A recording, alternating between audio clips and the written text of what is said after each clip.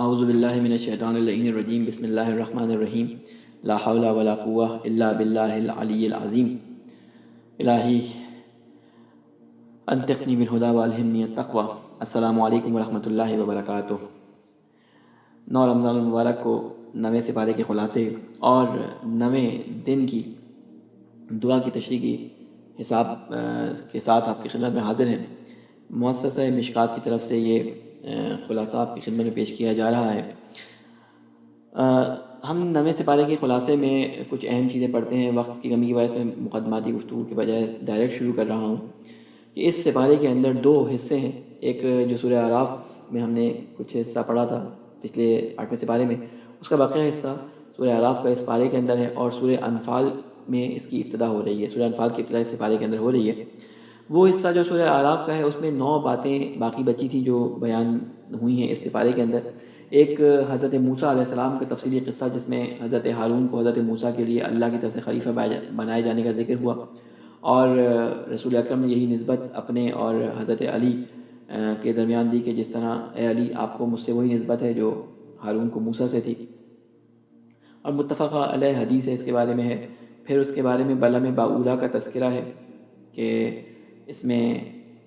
اعظم اس کے پاس تھا۔ بلم باولا کا قصہ بیان کرنے سے پہلے میں آپ کو بیان کر دوں کہ حضرت موسیٰ علیہ السلام کے بارے میں آپ کو معلوم ہے کہ حضرت موسیٰ نے حضرت ہارون کو، جب آپ میقات خدا کے لیے گئے کوہ طور کے اوپر اور اپنی قوم سے کہے گئے کہ میں 30 دن میں واپس آ جاؤں گا، تو قوم میں حضرت ہارون علیہ السلام کو اپنا خلیفہ بنا کے گئے، اپنا وصی بنا کے گئے، اپنا ولی بنا کے گئے، اور قوم سے کہا کہ تم ہارون کی پیروی کرنا۔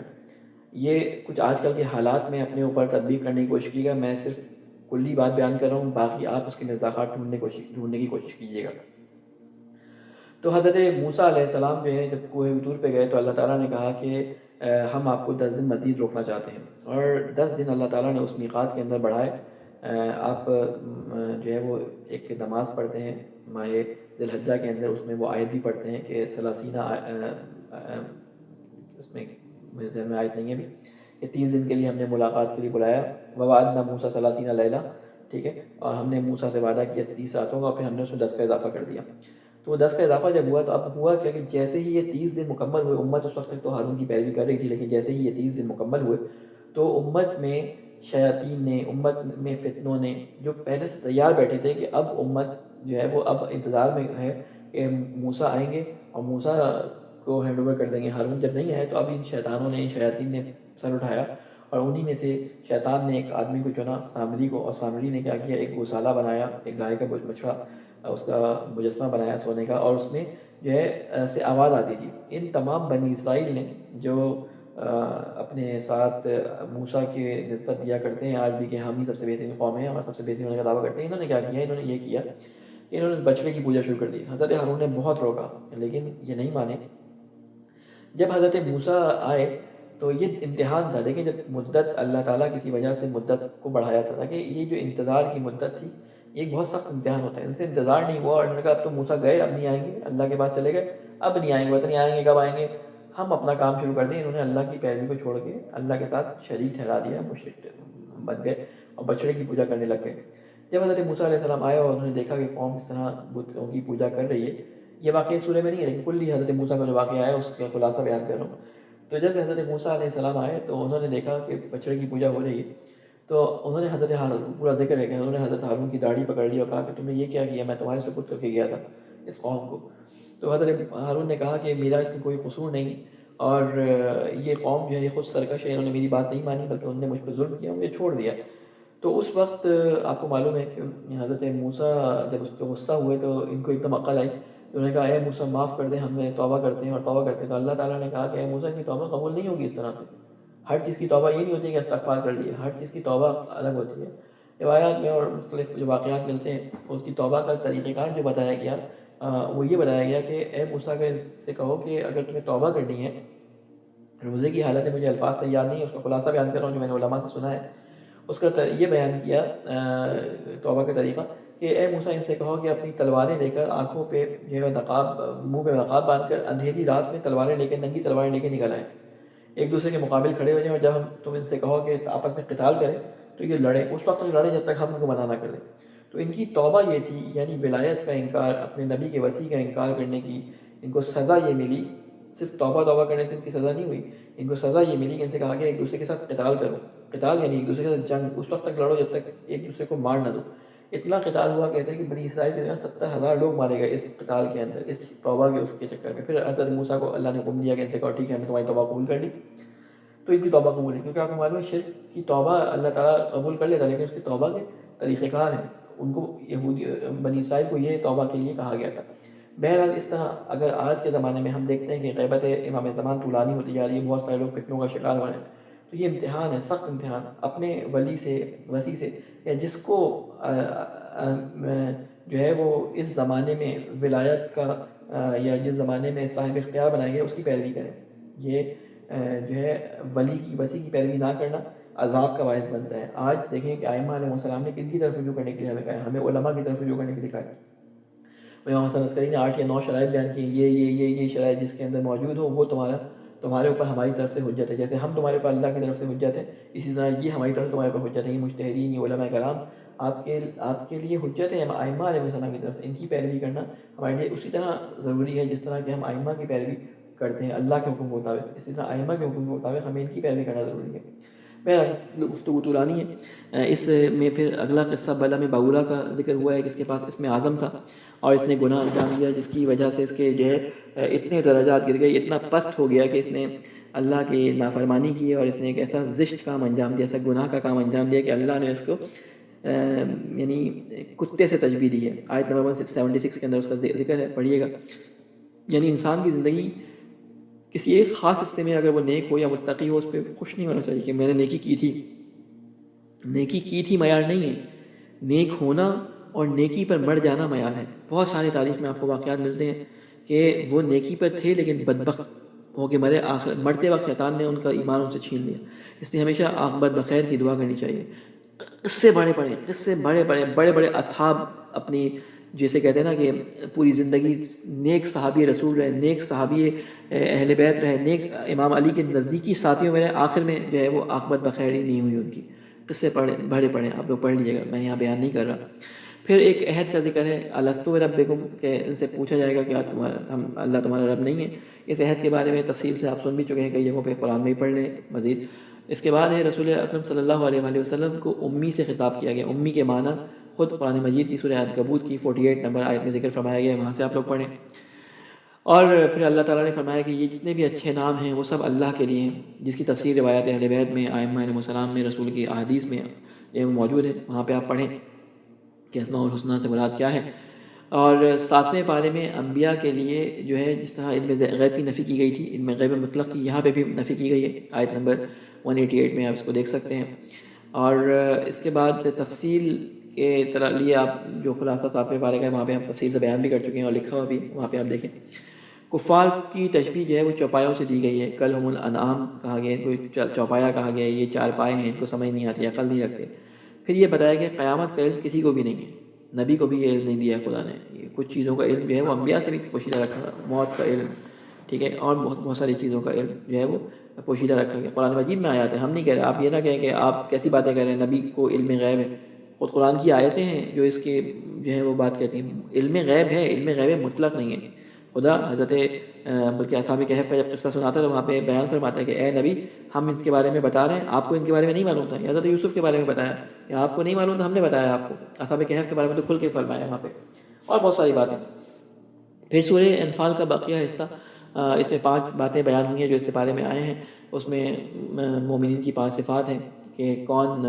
ان میں سے خشیت زیادہ رکھنے والا ہے، یہ تلاوت کرنے والے ہوتے ہیں، یہ توکل کرنے والے ہوتے ہیں اللہ پر، یہ نماز قائم کرنے والے ہوتے ہیں، یہ سخی ہوتے ہیں. دعا میں انشاءاللہ اس کے بارے میں بتائیں گے. سخاوت کے بارے میں بیان بھی کر چکے ہیں اور آپ لوگ سنتے بھی رہتے ہیں. پھر اس میں غزوات کا ذکر ہے، غزوہ بدر کا ذکر ہے، اور جنگ کے احکام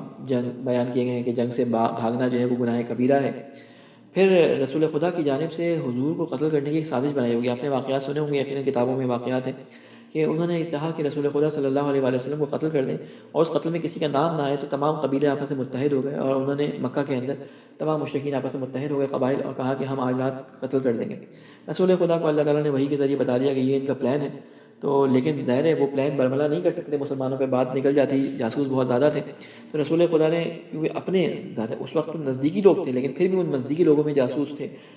نزدیکی لوگوں سے ہی خبر باہر چلی جاتی تھی، تو اللہ نے جو ایسے بندے کو بلایا جس پہ اللہ کے رسول نے ایسے بندے کو بلایا جس پہ سب سے زیادہ یقین تھا، اور یہ بھی یقین تھا کہ جو کام میں اس کو دینے والا ہوں یہی اس کو کر سکتا ہے اور کوئی نہیں کر سکتا، جو صفات میں جو ہے وہ کردار میں رسول خدا کی مشابہ تھا۔ آپ نے امام علی علیہ السلام کو بلایا کہ کہا کہ اے علی آج میری جان کو خطرہ ہے، آج میرے بستر پہ آپ سوئیں گے۔ امام علی نے وہاں پہ یہ نہیں کہا کہ اے اللہ کے رسول میں تو راتوں کو سوتا نہیں ہوں، اللہ کی عبادت کرتا ہوں۔ تو یہاں سے ایک بات ہمیں اس جواب سے امام علی کی جو آپ نے دیا ہمیں سمجھ آتی ہے کہ امام نے کہا ٹھیک ہے چشم میں سو جاؤں آپ کی جگہ، آپ سکون سے جائیں۔ تو کچھ نصیحتیں کی، کچھ وصیتیں کی کہ یہ جو امانتیں ہیں یہ دے کر آپ بھی آ جائیے گا۔ رسول خدا علی کو لے کر نہیں کر سکتے تھے لیکن آپ امانت دار تھے، آپ کے پاس کچھ لوگوں کی امانتیں، انہی کفار جنہوں نے قتل کے منصوبے بنائے تھے انہی کفار کی امانتیں تھیں، یہ واپس کرنی تھی۔ تو رسول خدا نے کہا یہ امانتیں لے کر جو ہے آپ میرے سے آ کے مل جائیے گا۔ تو رسول خدا کے حکم پہ امام علی نے یہ نہیں کہا کہ وہ عبادت کرنے میں مجبور ہے، نہیں، بستر پہ لیٹے چادر اوڑھی سو گئے۔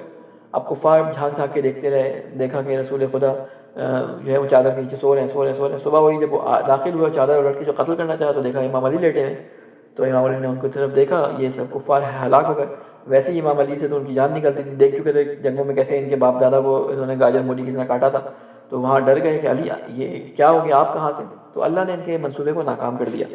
بہرحال آیت نمبر 30 میں اس کا تفصیل سے ذکر ہے۔ پھر عذاب طلب کرنے پر خدا کی طرف سے فوری عذاب کا آنا، یہ کلی قانون بیان کیا گیا ہے کہ اللہ سے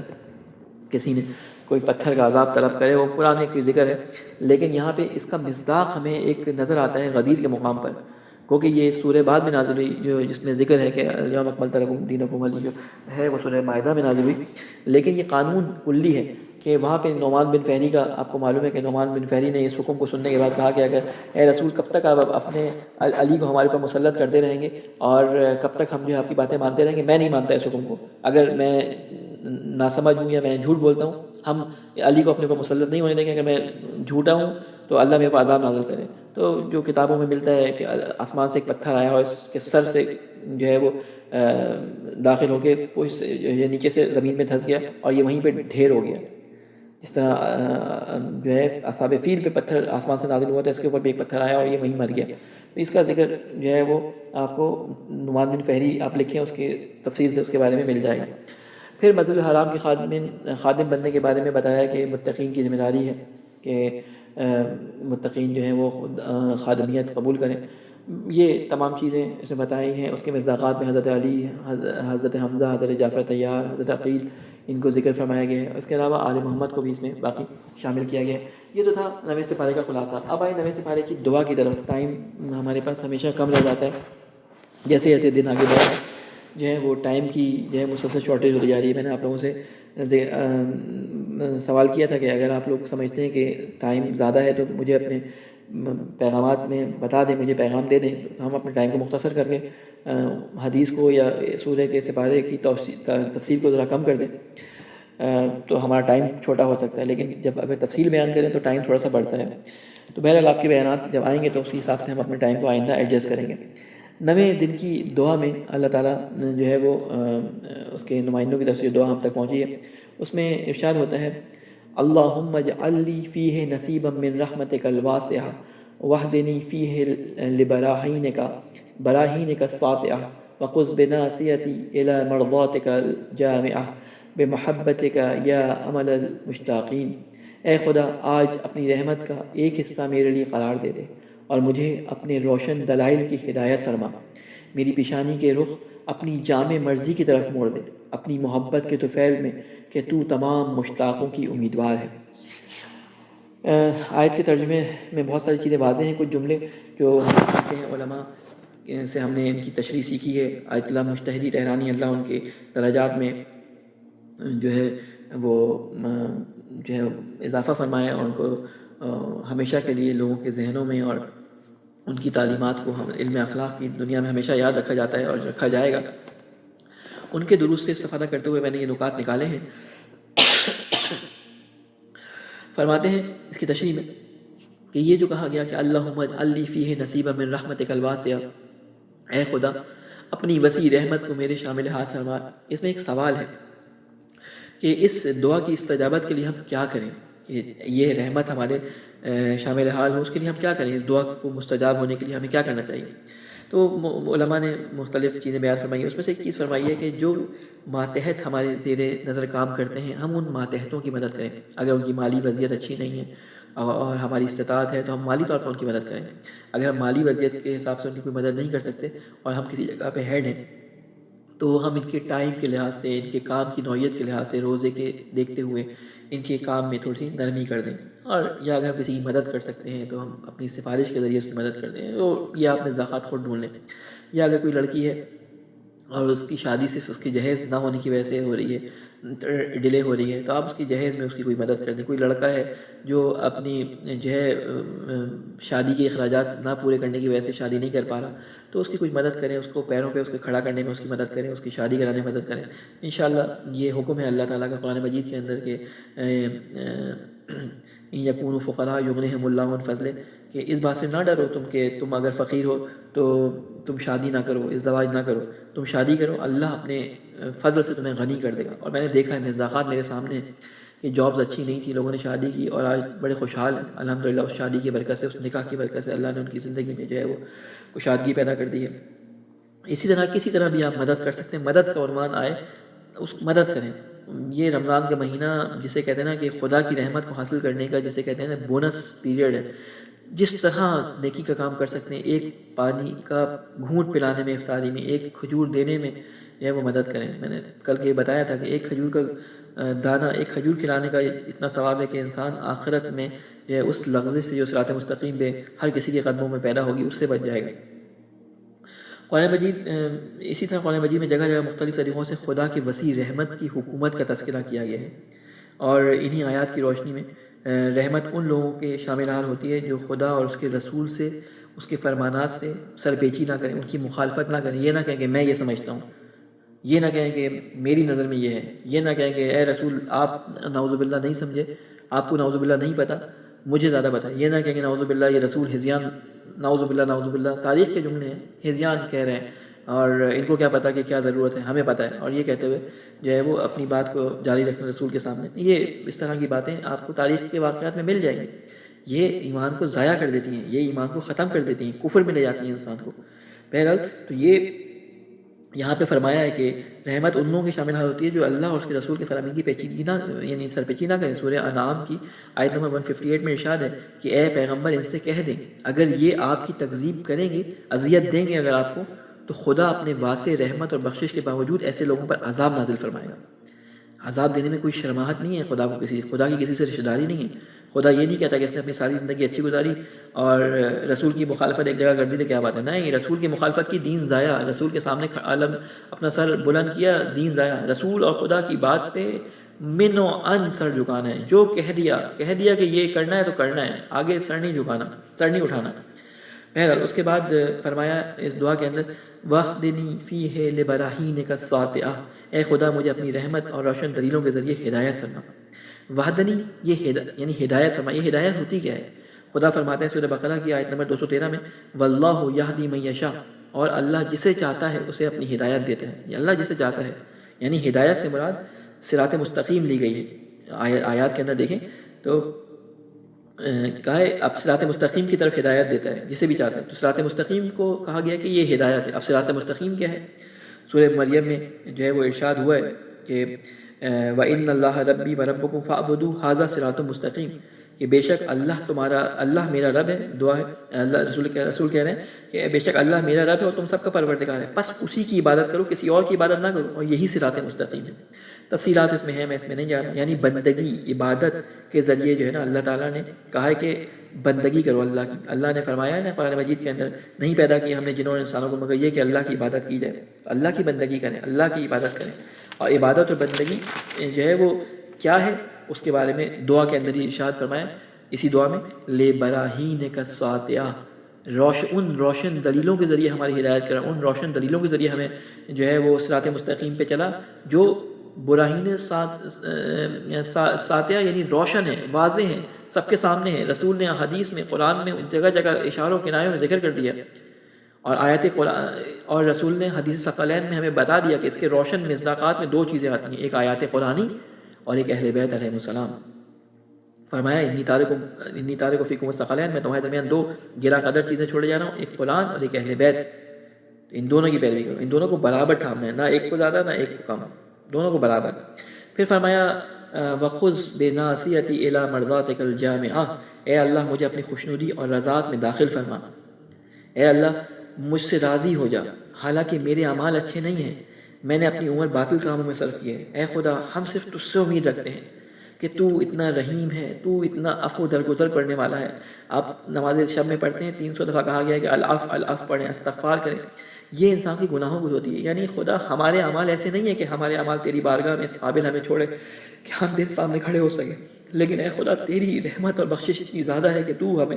اپنی اس بخشش کی وجہ سے اپنی رحمت میں داخل فرما، اس رحمت جامع میں داخل فرما جو تو نے اس مہینے میں رکھی ہے۔ مرضاتک الجامعہ، اس سے مراد کیا ہے کہ اللہ کی خوشنودی اور رضات بہترین ذریعہ ہے، سعادت مندی ہے، اور یہی اور جسے کہتے ہیں نا کہ وہ وقت ہے رمضان کا جس میں اس کو حاصل کیا جا سکتا ہے، جب انسان اللہ کی تمام اوامر اور نہی کو بجا لائے، یعنی جو اللہ نے کرنے کا حکم دیا اس کو کرے، جو اس سے منع کیا ہے اس سے رک جائے، اس وقت انسان جو ہے وہ اللہ کی اس جامع رحمت میں قرار پا جاتا ہے، اللہ کی طرف سے کیے گئے تمام وعدوں کا حقدار بن جاتا ہے جب یہ کام اوامر اور نہی پہ جو ہے وہ عمل کرے۔ یعنی خدا کو راضی کرنا سب سے بڑی عبادت ہے، اس کی جامع ترین نعمت ہے، لہٰذا فرمایا بمحبتک یا عمل المشتاقین، اے اللہ تجھے تیری محبت اور دوستی کا واسطہ ہے، یعنی اللہ سب سے زیادہ دوستی کرتا ہے، اللہ سب سے زیادہ محبت کرتا ہے انسان سے، 70 ماؤں سے زیادہ روایت میں ہے، 70 ماؤں سے زیادہ محبت کرتا ہے، کہتا ہے اللہ تجھے تو اس دوستی کا واسطہ ہے، تیری اس محبت سے تو ہم انسانوں سے کرتا ہے، اپنی مخلوقات سے کرتا ہے کہ ہمارے اس دعا کو ہمارے حق میں قبول فرما۔ اے اللہ تجھے واسطہ ہے محمد والے محمد کا، ہماری ان دعاؤں کو، عبادتوں کو، ان تمام توفیقات کو حاصل کرنے کی ہمیں توفیق عطا فرما۔ ربنا تقبل منا انک انت السمیع العلیم برحمتک یا ارحم الراحمین۔